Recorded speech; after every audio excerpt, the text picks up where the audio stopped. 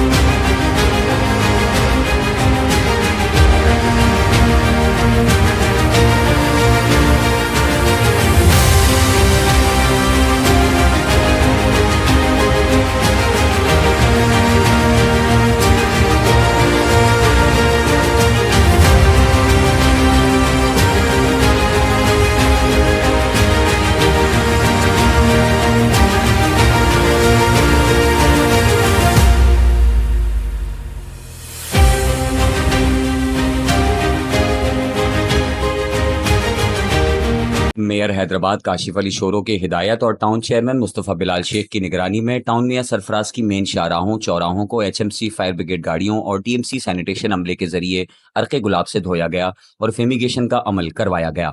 सड़कों की धुलाई के बाद इंसेक्ट किलर स्प्रे भी किया गया। इस मौके पर टाउन मियां सरफराज इंतजामिया व दीगर भी मौजूद थे।